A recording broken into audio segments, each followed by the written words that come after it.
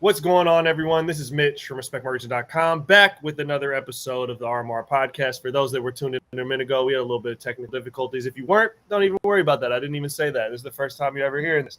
We are back, episode 53, special guest in the building from the home state of Washington. We got the Edgemont Group. We got Marcus Naramore and Eric Ward below me. The Edgemont Group is a single source cultivation, manufacturing, extraction, and distribution group with a house of brands, most notably two of those being Leafwerx, Full Spec, and the new, and then the new solventless Solar Bear line. So how are you guys doing today? Absolutely great. I'm doing wonderful, thanks. It's almost like we did this introduction twice, man. It was so, So I start every episode off with our guest origin story around the plant being cannabis, whatever you feel vulnerable sharing, both personal or professional. So I'll start with you, Marcus, and then we'll kick it down to Eric. My origin story with cannabis has to do with music, like a lot of people. I've always been a big musician and music fan, and when I first started smoking cannabis back probably in like early college, just the way that music would hit and the way it would like remove creative blocks for me, it did everything, right? And then like the fact that there was no hangover, like really not a lot of negative effects, is like this is an amazing substance, and I knew that cannabis was a fit for my life at that point, right? I started working in the industry about 6 years ago with this group. I went out to Wenatchee to check out their grow, and it's this great sun-grown, beautiful grow, and it overlooks the Columbia River. I was like, this is gorgeous and like very zen, and I want to be a part of this. And 2 months later, I'd flown out my now wife and my dog to Seattle, and we started going door to door trying to sell stuff to stores. And here we are 6 months later, years later, excuse me. What about yourself, Eric? I started I started smoking weed when I was 14, and then I started doing extractions in 2001, doing alcohol extractions, doing honey oil, is what we were calling it back then. And I started doing butane extractions in 2006. And then in 2008, I figured out how to do the liquid separation extraction that at that time, actually, I was calling it the Heisenberg, but then we changed it to holy water. And that was the first of its kind then. And it was kind of underground for quite a few years. And then we debuted it in 2014 at the first Cannabis Cup. That was the first legal one in Colorado. And it was, did very well. And from there, just started with a business called Nectar 710 down in California. And then from there, just started Holy Water. They found out about me up here, I think, through that, and asked me to come up and help design a machine with Boris from Busy Bee, who's actually up here in Washington. And so I flew up to do that, found out what they needed for their production, and got that all together. And from there, I started training, and I just really liked it up here. Really liked the vibe of the people I was working with. It was a lot different than what I was experiencing in California. So I kind of was talking to them about possibly coming up here and working just to get the experience. And, it's a very large lab up here. And they were very okay with that and very generous with their offers. And so I came up here to try something different and get away from California because I'd never lived anywhere else. And so now I've been up here for a little over 2 years. I'm sorry about that. And business is booming. Yeah, absolutely. Business is booming. Just hang it up, Eric, if you want. So basically I've just been up here for 2.5 years, and I so I don't know how to actually stop that from happening. But anyway. And basically I've really enjoyed it up here because they let me do a lot of R&D. They let me do basically anything I want to get to try. I bring a lot of the samples home, and I try to do a lot of mixes, things like that. So it's been a great time up here, and that's why I've stayed for about 2.5 years now. Yeah, from the Bay Area to Wenatchee, Washington, quite a bit of a different culture shock there. Yeah, absolutely, yeah. But it was nice. It was nice to get away and focus on just what I do for a living, which is what I love. And I feel very lucky to be able to be in this industry for so long, through the ups and downs, and still be here and still do what I love through all the different all the different adversity I've had to face because of it. But in the end, it's like I do love what I do, and that really pays off for me personally. Hell yeah. Well, I appreciate you guys both sharing.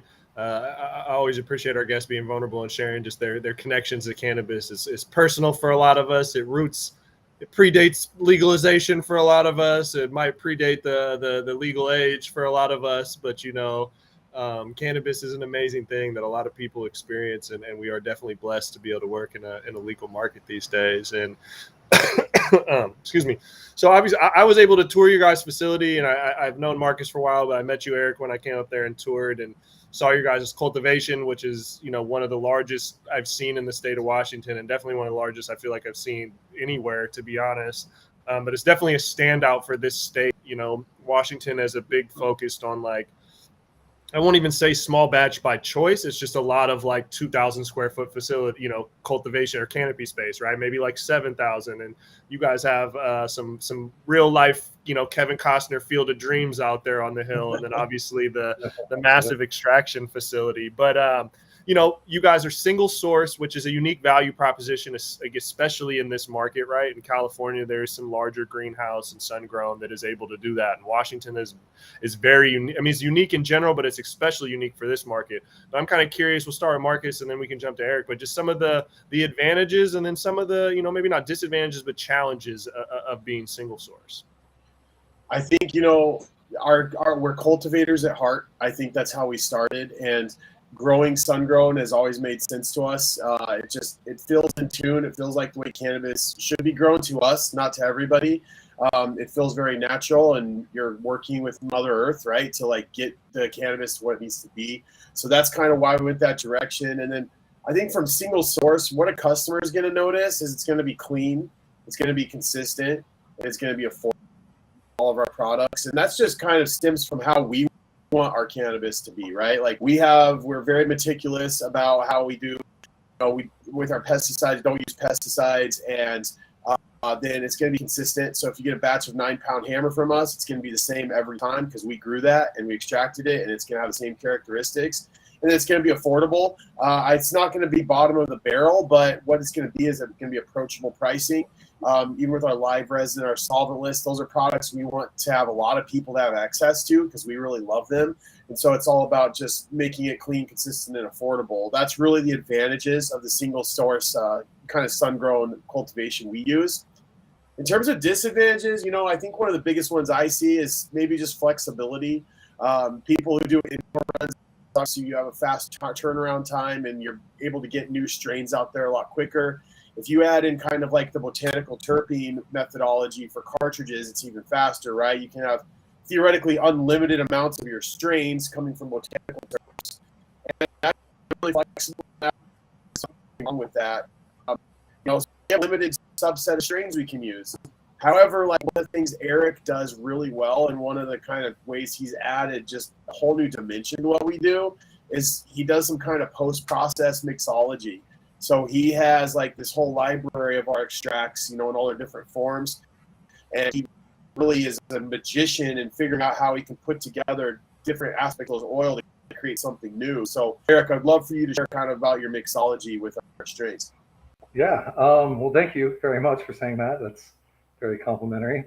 The reason that I've gotten much better at that is, like you were saying, like our limited amount of strains. But when I came up here, the strains that we have are a lot of the older strains, and a lot of them are actually landrace based strains that I just haven't seen anywhere else but in Washington.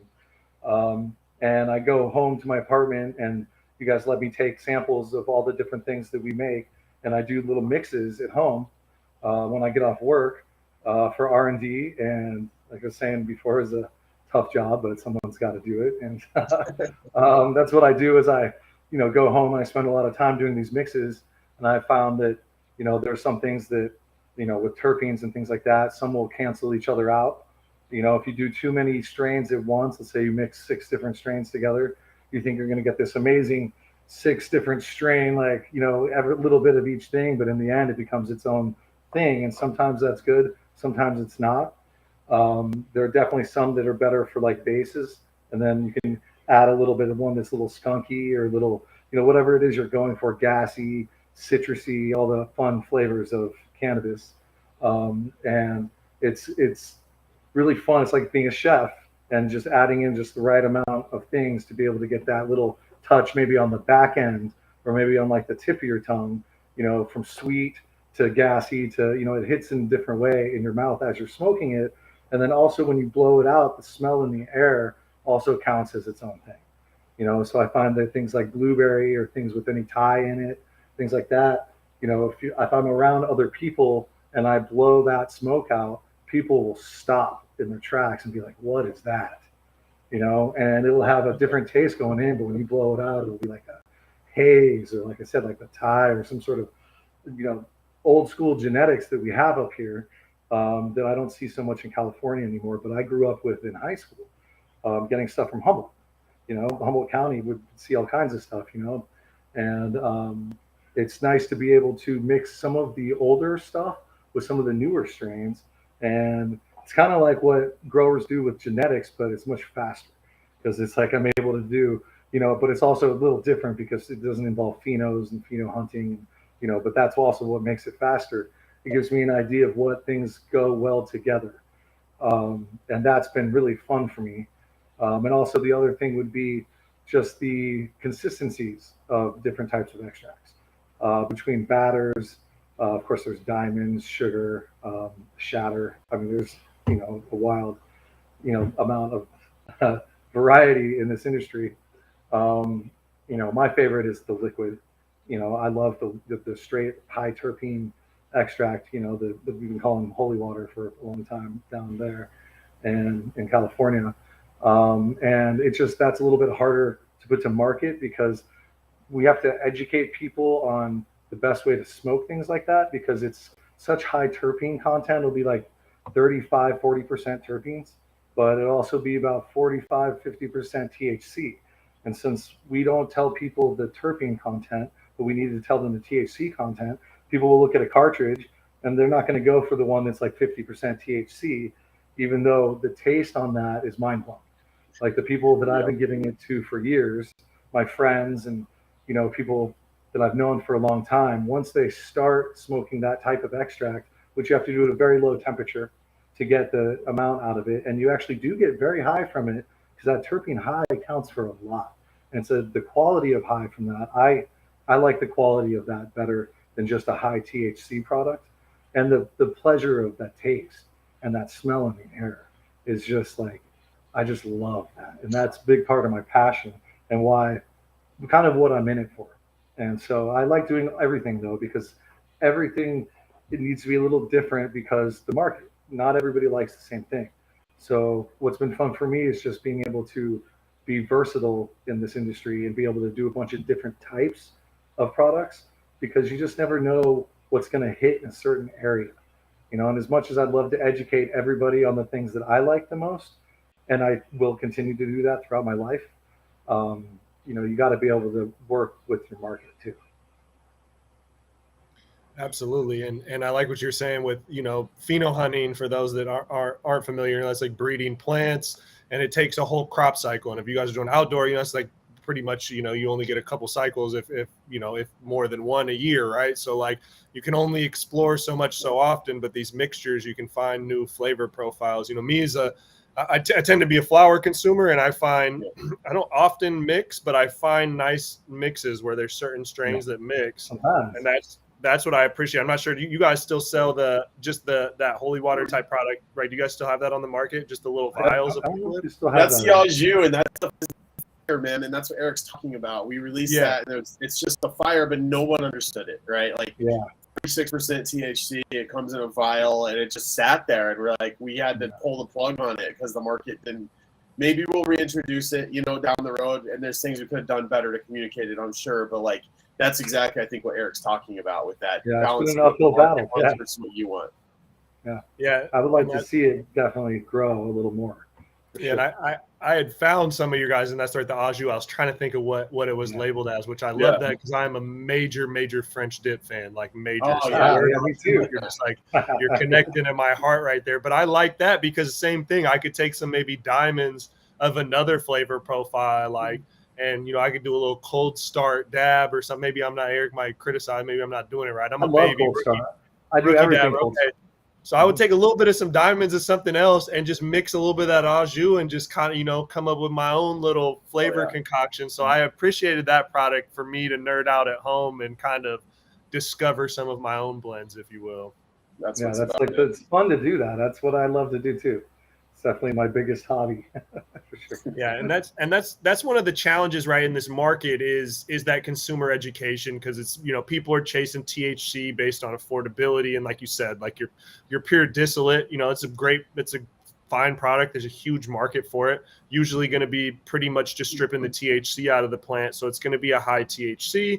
But the high, compared to, you compare a 96% or 94% distillate compared to 76% live resin pen, right, with a higher, or a cartridge with higher terpenes, right? Like your connoisseur is going to be able to distinguish that and not even worry about the THC and be like, oh, that 76%, they're probably, the THC is being made up for in a higher percentage of terpenes, and that's probably going to get me where I want to go better than the distillate. But your average consumer, they're just looking at these numbers, and for some reason it's this disconnect. So I'm curious from like Marcus, on your perspective on the sales side, it's your experience in that is like, how is it communicating to stores? And then what is that feedback loop, not only communicating to stores and bud tenders, but then ultimately them taking that last step of the mile and communicating it to consumers? That is a hard nut to crack, Mitch. So like, to me, it's all about experience, right? Like, I have spent so many times talking to people about the entourage effect, talking about terpenes, talking about cannabis terpenes versus botanicals. And every single time people's eyes glaze over, right? And like, I would probably be in the same boat because it's complex terminology. You're trying to like think about these different concepts for a plant that some people might just think is weed, right? Like trying to all these upper level concepts. So like what I found is the tried true thing is the aha moment of when you actually taste it, exhale it, and experience it for the next couple hours. And I get that that's kind of like reductive, simplified thinking, but it's really true. Like, so my whole goal is, can I get bud tenders to experience the product and then have that discussion? Because once you get that exhale and you taste that aroma that Eric's talking about, you're interested in cannabis-derived terpenes, you're interested in full spectrum, you're interested in the entourage effect because you're experiencing it, right? So for me, it's like, how can I just get close to that experience and share that experience with bud tenders and customers, which is a challenge, but that's really the magic ticket. Yeah, we got to do that. I got invited out to Seattle to our Leafwerx spot out there, where we invited a bunch of bud tenders to try the product. And so I could explain to them what it's about, because it is good to educate them, because they're the people on the front lines, talking to the customers, and they're the people we definitely want to know exactly what our product is, and I try to give a little write-up of like, this is what you can explain to the customer if they're asking certain questions. Because another thing about our products is they have no residuals. And so we can get really high terpenes in our BHO and have it be non-detectable for the residuals, which is something that took me a few years of my life to be able to do. I'm sorry about that again. Okay. Business is booming, man. Business is booming. That's life, right? It's either kids or dogs or phones, right? So, But yeah, it's like that education is really important. It's something that I will continue to try to do my entire life, because I know what I enjoy and I want other people to be able to enjoy it that same way. And if that means you have to teach them there's a certain way to smoke it or vaporize it, that effort is worth it. I just want to give a little shine to what Eric is saying there. So like, there's a common understanding that residuals and flavor, there's a trade-off, right? So like, the more flavor you're going to have some residuals in it. And the more you try to purge everything, the less flavor you have. The fact that Eric's figured out that balance to have literally like no residuals. If you look at our COAs, it's 0 ppm on a lot of these strains. It's absolutely stunning. And still have the flavor come through. that's a huge achievement, and it makes me happy to smoke everything he's creating, right? I have no shred of like second thought about it. So I just wanted to give a little bit of shine to that achievement. It's amazing. That's he said it right. He's at work all day playing with concentrates, and then he goes home and keeps doing it, man. So I think that 24/7 commitment to furthering the craft and bettering the product line is definitely it shines through. And then Eric, from your perspective, like I ask everyone that's like whether they're in the cultivation or they're in the creation of products, are there certain products, and maybe it's just the au jus, but what are there certain products you have that you just nerd out on and love, but the market kind of hasn't, the education's not there, the market hasn't quite accepted yet? Because I know every grower I know has like a strain that they love, but it goes so low on THC they can't move it, and they're like, bro, I can't sell this, but it's my favorite one. Or do you have any products that you love but for one reason or another are just not in the market? Well, for right now, since I've been doing solventless here for the last little over a year, there are a lot of strains that don't work for solventless as far as yield, but it just have the flavor, and you're just like, oh my God, some of them will give us like a 1% yield out of it, but it's just like one of my favorite things, but we are able to make a lot of things work. So we still are putting out some of those because we do care very much about flavor and quality. So sometimes we just throw some in there that are maybe not big yielders, but we put out because they just are such good flavors. And, I've been coming up with some stuff at home having to do with a couple new techniques that I'm doing that I don't know how to scale yet, but make just the most ridiculous head stash. And so that's one of my jobs, is to figure out that marriage between quality and scale. Because we are a big lab, and we do a pretty large amount per week. So any R&D that I do, if it's not scalable, it's not something that we can ever give to people in the end. So I'm constantly thinking about how is it that we can do this very refined, very beautiful product that I don't see other people even ever have, and then make that into a thing. And so I spend a lot of time doing that. That's my little secret R&D projects that I do. That's why I do a lot of it at home, because I'm not ready for anyone to see or yet until I have some things figured out. But I'm working on a few things now that I'm really excited about, that hopefully we'll all be seeing in the future. That are actually, I'm really excited. I'll be able to tell you guys more in the future for sure. I got some ideas. I gotta work them out. But the strains and the yields are very important. That's why we've seen some of our favorite stuff disappear over the years. I used to make like a sour diesel bubble hash, like back before rosin. It was just amazing. I mean, just this full melt, just like from just some of that old school 2000s sour diesel. It was just some of my favorite ever. You have a gram in your pocket and the whole room smells like a skunk. Kind of what I grew up with. And but it didn't produce a lot of the bubble, but it was something that I was always making because it's just that good. So I'm always going to be keeping stuff in there that may not be as viable for the money making side of things, but just for the people who appreciate that, because they're out there. And the good thing about the people here is they still let me do things like that. And it's not every place is cool like that in that way. And they really are here, as long as everything works out all around, like they're very accommodating for the people that really love to smoke for just the smoking sake.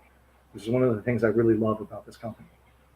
Yeah, and just to add on to that, like some of the strains you're coming up with, Eric, like there's a Cherry Springer that was like a huge hit. There's a Heavenly Haze that's been a big hit. The Dessert Buffet was a kind of cocktail you created, and that won the Sun Growers Cup recently, right? So like, and I've seen those, and sometimes they have like 9 or 10 different strains in them. So I think that kind of fits the bill, right? But like that to me is a lot of the magic that comes out, is when you're able to come up with those multiple mixes and really wow people with those profiles. Oh yeah, I listen to music while I'm doing those mixes. I'm often just dancing and doing the mixes and then smelling, and then I'll be put on some fish in the background and be like it inspires me to be creative. And so I definitely add a lot of music into what I do. And I've always got that playing in the background. And it just puts me in that kind of mood, and that's a big part of it for me, actually. It's nice fun to be able to get to do that here as well. So, I consider that part of the inspiration as well. Yeah, it's funny because, a lot of the grows, like indoor grows, it's easier, but they said they play music for the plants. But I've actually seen a couple, not many, but I've seen some concentrate makers, like, we've gone to do videos and they get all set up and it's so funny. I've seen them like get their music on and start like grooving. Yeah, that's what it is. It's like a flow. I'll be like dancing and doing mixes, smell it, be doing a little spin, go back around. And, those are like the really good days. Those are like it just puts me into such a good mood. And it's like, I appreciate so much all the things it took for me to get to this point, to be able to do these things. And then some days that just hits it's like the perfect storm, where it's just like that appreciation for what I've gone through to get here, plus the music, plus how it smells, which I just love that so much. And so, like, I'd love that I get to do that for a living now and I get a paycheck for it. It's just unbelievable. It's like, it's, actually paying taxes and doing it right, doing everything how it's supposed to be done. I love that that's the direction it went in, because when it wasn't like that, it certainly was a lot more nerve-wracking. Absolutely. Yeah. Absolutely.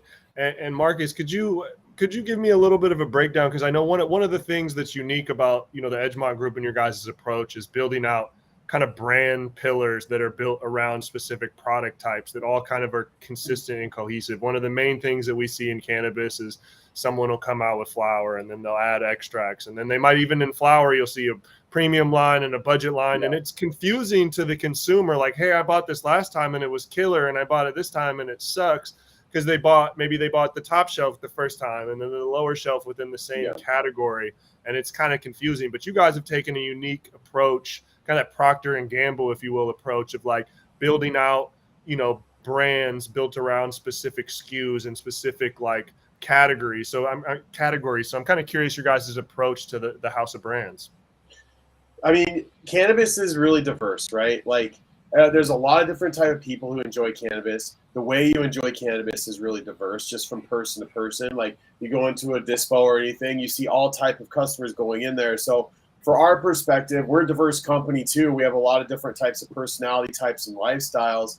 How can we take all these different product types that we have and match them to different customers, right? So like that's where this all started, is just how can we simplify, build a community around these products and these brands. So like Leafwerx is our kind of like accessible brand, right? Maybe somebody who's kind of curious, etc., and they want to learn a little bit more about it. It's all based on moods. So it's very accessible and easy to get into. Full Spec's a little more heady. It's a little bit more easy, right? It's all focused on live resin. That might be somebody who has some knowledge on cannabis, is really looking for a flavor profile, really looking for something unique.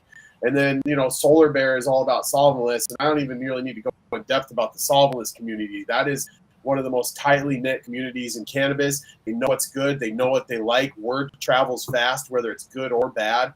And it's, that brand is centered on them. So it all starts with the different type of customers. It doesn't make sense for us to jam everything into one brand and hope all those different disparate customer types come under the big tent. So that's kind of, we split it up into those different communities. It simplifies it. Yeah, I'm a big fan as like a marketer, as someone that's out here trying to, be a conduit between what brands and retail is doing to the consumers, where there's this fragmented and gaps of education. I like that. I think a lot of brands are kind of moving towards that now because they saw the other model is completely confusing. So I just always got to tip my hat. That was something I think we might have spoke about a while ago. I was like, I always appreciated you guys taking that approach kind of out the gate of segmenting these different brands by different consumer types. I think it's the right approach in this space. I appreciate it, man. And listen, it's come with a lot, just like Eric doing a lot of experiments at home. We've had a lot of experiments with brands. There's probably like 6 or 7 brands on the cutting room floor that didn't take off. But I think right now we have a really good portfolio that's like really focused on specific communities within cannabis. Awesome. Well, man, I appreciate you guys hopping on here today for this episode, sharing about your guys' journey, the house of brands that you got at Edgemont. For people out there that want more information, Leafwerx.com. I think fullspec710.com. I think it's at full.spec on Instagram, and then at Leafwerx on Instagram if I have all that. I don't know Solar Bear's handle, so you might have to plug that if you got a separate handle for that. I think it's solar.bear, I think. You got it. I check, but I think that's what it is. It's Solar Bear. Okay. Yeah, S-O-L-R. S-O-L-R Bear. B-E-A. Awesome, man. Well, I super appreciate you. Yeah, someone just commented that I'm high as fuck. Where can I get Leafwerx in Southern California? not in California yet, maybe in the future, man. Check it out when you come out to Washington, my friend. But no, appreciate you guys coming on here, man, and excited to see the continued growth. And thank you. Yeah, thank you. Thanks. Awesome. This is the RMR Podcast. We're going to be back. You guys are doing awesome things in the industry. Respect My Region is really important. Humbled, man. Respect My Region with the RMR Podcast. We'll be back with, I believe we have one more episode before the day's up today, man. I'm hitting 3 of them, man, trying to three-peat it like the Lakers or something. Appreciate everyone tuning in. We'll be back with you guys.